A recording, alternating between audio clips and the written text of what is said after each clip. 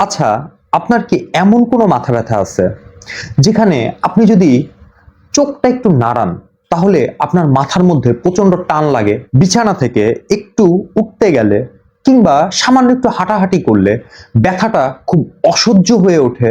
আপনি যদি চুপচাপ কোনো একটা অন্ধকার ঘরে শুয়ে থাকেন তাহলে আপনার শান্তি লাগে মনের মধ্যে? যদি আপনার অথবা আপনার পরিচিত যে কারো সাথে মাথা ব্যথার এই লক্ষণটা মিলে যায় তাহলে আজকের ভিডিওটা আপনার জন্য। কারণ আজকের ভিডিওতে আমি আলোচনা করব হোমিওপ্যাথির অন্যতম সেরা একটা ঔষধ ব্রায়োনিয়ার লক্ষণ এবং কিভাবে এটি আপনাকে সুনির্দিষ্ট মাথা ব্যথা থেকে মুক্তি দিতে পারে। এই বিষয়টা নিয়ে বিস্তারিতভাবে আলোচনা করব ইনশাআল্লাহ। আসসালামু আলাইকুম, আমি Mahmud Al Hasan, DHMS third year, and welcome to my channel Jew Homeonet। মাথা ব্যথা কিংবা মাইগ্রেন হলে আমরা হরহামেশা একটা কাজ করি, পেন কিলার খাই নি। কিন্তু এই অতিরিক্ত পেইন কিলার খাওয়ার কারণে কিছুদিন পরেই তৈরি হয় রিবাউন্ড হেডেক বা ওষুধের পার্শ্ব প্রতিক্রিয়াজনিত নতুন ধরনের মাথা ব্যথা। এছাড়া ভুল লাইফস্টাইল তো আছেই। ম্যাক্সিমাম ক্ষেত্রে দেখা যায় যাদের এই ধরনের প্রবলেম থাকে তারা পানি কম খান। অনেক মানুষ আছেন যারা ঘন্টার পর ঘন্টা কোনো কাজ ছাড়া মোবাইল কিংবা ল্যাপটপ কিংবা ট্যাব যে কোনো কিছুর এই ধরনের স্ক্রিনের দিকে ঘন্টার পর ঘন্টা তাকায় থাকেন, সময় ব্যয় করেন। আর বর্তমান সময়ে স্ট্রেস নেন না এমন মানুষ খুঁজে পাওয়া খুবই দুষ্কর। এখন প্রশ্ন হলো কিভাবে করে আপনি বুঝবেন যে যে ওষুধটার কথা আমি বলছি অর্থাৎ ব্রায়োনিয়া এটা আপনারই ওষুধ? আসেন কিছু লক্ষণ আগে মিলাই নেই। ব্রায়োনিয়ার প্রথম এবং প্রধান লক্ষণই হলো নাড়াচাড়া। যদি আপনার নাড়াচাড়াতে আপনার সমস্যাটা বাড়ে তাহলে ধরে নিতে পারেন ব্রায়োনিয়া আপনার জন্য। ইভেন আপনি যদি হাঁটাচলা করলেও দেখেন এই সমস্যাটা বাড়তেছে তাহলেও ধরে নিতে পারেন ব্রায়োনিয়া আপনার জন্য।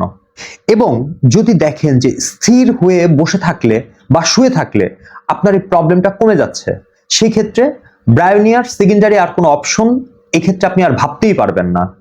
এছাড়া এই ব্যথাটা কিন্তু সাধারণত মাথার এক পাশে খুব বেশি হয়, বিশেষ করে কপালে কিংবা চোখের উপরের অংশে।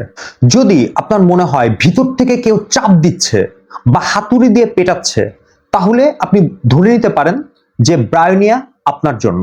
আরেকটা চমৎকার লক্ষণ বলি, ব্যথার জায়গায় যদি চাপ দিয়ে ধরে রাখা হয় তাহলে কি আপনার আরাম লাগে?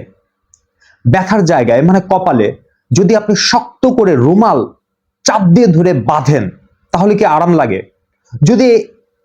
যদি আপনি পান তাহলে ব্রায়োনিয়া আপনার জন্য। এই প্রবলেমের সাথে কি আপনার কোষ্ঠকাঠিন্যের প্রবলেম আছে? আপনার কি ঠোঁট এবং মুখ শুকায় যায়? আপনার কি ঠান্ডা পানির প্রচন্ড পিপাসা পায়? যদি এগুলো হয় তাহলে ব্রায়োনিয়া হবে আপনার ফার্স্ট চয়েস। যদি এই প্রবলেমগুলো আপনার থেকে থাকে তাহলে এই ব্রায়োনিয়া ছাড়াও আপনাকে প্রচুর পরিমাণে পানি কিন্তু পান করতে হবে। এই সময় আদা চা পান করলে আপনি ভালো ফিল করবেন। এছাড়া অবশ্যই ব্যথা চলাকালীন টাইমে আপনি যতদূর সম্ভব রেস্টে থাকবেন। একটা ব্যাপার খুব ভালো করে মনে রাখবেন, হোমিওপ্যাথির মূল শক্তি কিন্তু লুকায় আছে তার পোটেন্সিতে। আপনার শরীরের লক্ষণের যে গভীরতা এটা কতটুকু তার উপরে ভিত্তি করেই কিন্তু পোটেন্সি বা শক্তি নির্ধারণ করা হয়। এই জন্য নিজে নিজে বাজার থেকে ওষুধ কিনে খাবেন না, এই কাজটা ভুলেও করবেন না। বরং একজন রেজিস্টার্ড হোমিওপ্যাথিক ডাক্তারের আন্ডারে সঠিকভাবে কেস টেকিং করে তারপরে চিকিৎসা গ্রহণ করুন। আপনার মাথা ব্যথার লক্ষণটা কেমন কমেন্ট করে জানাতে পারেন। যদি এই ভিডিওটা তথ্যবহুল মনে হয় তাহলে শেয়ার করে অন্যদের জানানোর সুযোগ করে দিতে পারেন।